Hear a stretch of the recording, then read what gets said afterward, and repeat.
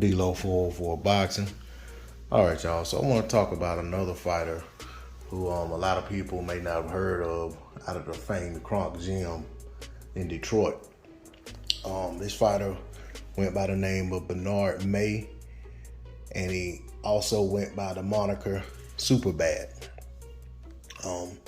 Bernard was a fighter that Emanuel Stewart discovered at the community center, which later became Kronk Gym. He was down there at the swimming pool getting ready to swim. He was friends with a former fighter who used to come to the Kronk and train. And Emanuel stopped by and asked him, he was 10 years old. Emanuel stopped and asked him, did he want to learn how to box? And he gave up worrying about swimming that day and went to the gym and started training with Emanuel. Now, he trained with Emanuel Stewart, like I said, starting at the age of 10. By the time he was 12, it was already apparent that this kid was going to be something very special. Now, with Emanuel training him, he said he taught him everything he knew. Taught him every trick of the trade. He said he developed into a tremendous fighting machine. A year later, he was ready to debut as an amateur, and he didn't disappoint. Bernard says Bernard was blessed with power and lightning hand speed. Basically, thunderous power is the way it was phrased. Said by the time he was 12 years old, he was headlining shows and tournaments nationwide.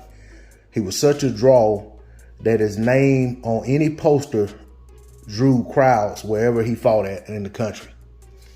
By 14, he was national junior Olympic champion in the flyweight division. About 2 years later, he repeated that feat in the junior welterweight division. But he was too young for the 76 Olympics, so he couldn't go to Montreal and compete in the Olympics. At 15 years old, he had an amateur record of 73 wins, 2 losses. His record and his fame and notoriety nationally and around the city of Detroit started to draw other kids and hopeful fighters to the Kronk Gym. Among them was Thomas the Hitman Hearns, a legendary Hall of Fame fighter out of Detroit himself.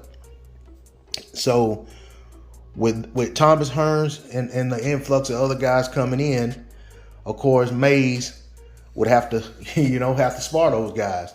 And in a sparring session with Hearns, it was said that Mays busted Tommy Hearns' nose, hurt it pretty bad, and said, basically Hearns came back a different fighter after that. He came back more determined. He said that, the way his nose was on his face from what Bernard done to him was kind of like a badge, signaling, how determined Tommy Hearns was and motivated he was to be a better fighter. Bernard Mays was a guy that a lot of fighters and a lot of people who saw him fight had a lot of things to say about him. And I'm going to read some of the quotes here that people said about Bernard Mays. Emanuel Stewart says, wherever he fought, the first 3 or 4 rows would be packed with managers and trainers from all over America. Some would bring their boxers to watch Superbad perform. See, that's how big of a draw this kid was at the time.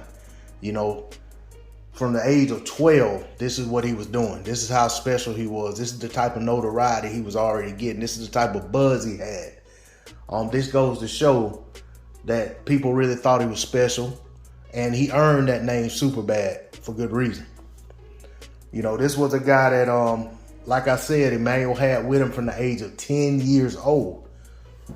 And he had been under his tutelage, and he really, soaked everything up like a sponge and became a tremendous young fighter. One of his former teammates, John Johnson, who was an amateur national champion in his own right, said Superbad Mays was the awesomest fighter I ever saw. He could devour you. Speed is power. It's the punch you can't see that knocks you out. Bernard had a wicked left hook. It would take the breath from your body. Him saying that made me think of another part I read in this article. I'll pin this article if anyone wants to read it. But it reminded me of another part I read in here where someone was saying that he was the first person they saw stop somebody with a punch to the side. So he was a good body puncher as well. Not just a guy that's knocking guys out to the head. Emmanuel Stewart also said he was a combination of Joe Louis and Sugar Ray Robinson. He could punch, he could box, and didn't waste motion. He could slip a punch by half an inch on either side and then nail you. So there again, high praise, super high praise. When you compare a fighter to Sugar Ray Robinson or Joe Louis, I mean, that's outstanding praise for any fighter. But when you say that he's a combination of the two, I mean, that had to be a special guy, special talent, you know. All right, so this is the part, this is a quote from Fred Gerard of the Detroit News. This is what I was talking about the Hearns nose situation. He said, Mays crushed Hearns' nose. Some young men would have quit in the ring. Hearns reacted with disgust and determination. He returns to the gym a different fighter, and the change was evident to everyone present. From that day on, the effects of that punch would show like a badge on Hearns' face. All right, someone else said, I think this was Emmanuel Stewart as well. He said, it gives me chills to talk about him. Superbad Mays was like Sugar Ray Robinson. He had it all. So these are the type of comments that people were making, the type of statements that they were making about the talent of this guy. Some of them were making these type statements, I'm sure, when he was still an active fighter. Some when he wasn't. But the reality was that this is who this guy was. You know, so by the time he was 19 years old, his amateur record was 198-2. At that time, it's 1978, and you know, his boxing career has you know, as an amateur, is winding down. You have the not impending, but you have the upcoming Olympics coming up in 1980, less than a year away. So what does he do? Okay, before I go to that, I want to go back to one thing. Back to that sparring with Thomas Hearns. And during that sparring, Hearns was able to rock Bernard Mays in that sparring. And when he rocked him, Bernard was able to weather the storm and come back and, you know, get his licks in, get his punches in, and do well. But what did happen was, you know, Thomas Hearns got the better in that sparring session. So after they come out of the ring, there's an interviewer there who wants to interview Bernard. And that interviewer, his last name was Greer. He interviewed Bernard after the spar. Bernard says, I wish I was older. He said, trying to sponge the hurt out of the bruise under his left eye. It's a long time into the Olympics, so I might just turn pro first. Before I came down here, the temptation was always to either steal or get in the street fights. If I wasn't down here fighting, I would probably be down in juvenile somewhere. This place has changed my whole life around. And then it says, unbeknownst to most, Bernard had been smoking weed and drinking heavily since he was 14. Joel Greer was interviewing an alcoholic. Okay, now back to what I was saying about the Olympics being on the right around the corner. Well, as he stated, after this spar, he was already thinking about the Olympics and wishing that he was closer to being able to go to the Olympics. And he was a good bit younger at this time, so he wasn't able to go to those upcoming Olympics. Well, here it is, years later, the 1980 Olympics is right around the corner. Well, due to what was just revealed in this previous excerpt where it talks about him drinking and smoking, well, there is a discussion and an internal strife between himself and Emmanuel Stewart, where Emmanuel Stewart is trying to get him to stop drinking so much. stop smoking so much.